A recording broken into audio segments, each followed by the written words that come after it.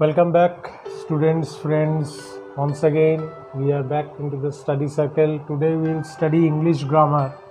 English grammar, one part is there that is called modals. Now, it is a type of verb. You have studied more or less, but do not know what are modals is. Modals are auxiliary verbs. That means auxiliary verbs means helping verbs. We know what are auxiliary verbs used to convey specific meanings in particular situations. So here are two sentences given, two sentences where modals we have used. First one, you may get into trouble if you disturb the class. Here may is the verb which is called the modal. So this is an auxiliary verb or helping verb. Now here which one is the main verb? Disturb. So may is the auxiliary verb. You will fall one day if you keep running down the stairs. So here again which one is the modal? Is will. So these two are modal verbs or helping verbs.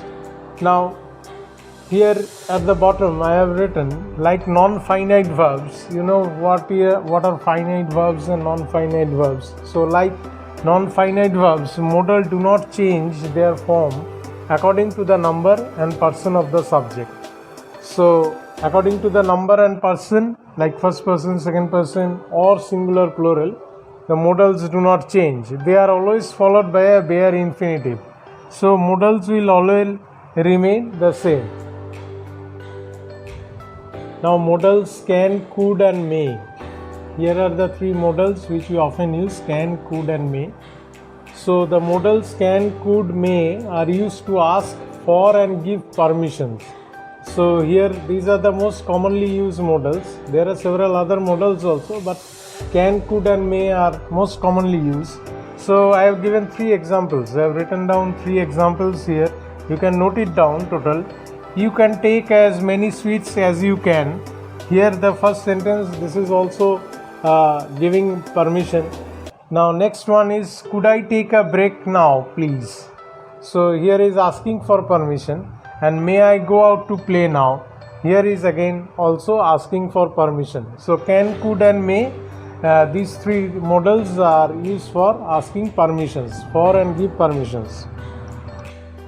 Friends, I have written modals and their functions. I have written 11 of the modals as we have already discussed, can, could and may. So there are some other modals also I have discussed here. Now first one is can, suggestion, ability, informal request and possibility. These are the functions. Could is polite request, past ability, future possibility and suggestion.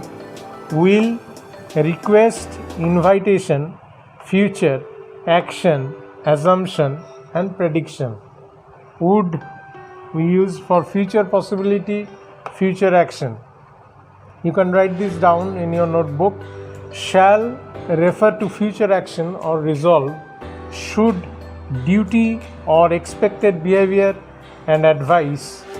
Now might is used for slight chance of possibility and suggestion. Must, function is strong obligation, present necessity, certainty, prohibition. Dare is warning and rebuke. Need is necessity and ought to is obligation, duty, expected behavior. So these are some of the modals and their functions. So I have discussed modals. Next we will continue with determiners. Now we will discuss about determiners. As per the definition, what is a determiner? A determiner is a word which identifies the noun that is being referred to in a sentence. So for example, I have given here two examples. This is a street in Paris and there are several shops here. So this and several are determiners. So this specifies which nouns are being talked about and in the sentence. So these are determiners.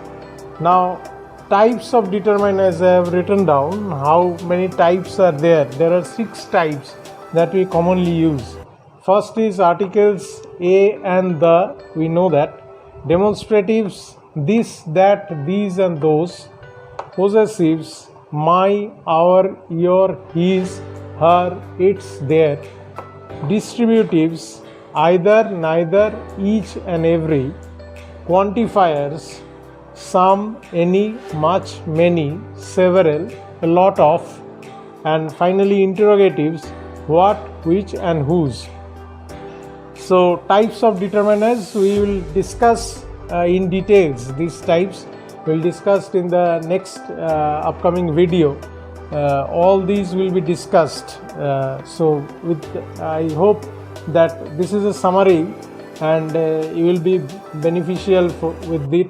So please take a note of it in your exercise book so that in future you can refer to that.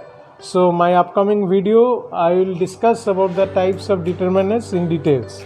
So I hope you have enjoyed a lot, and thank you for spending your valuable time in listening to this.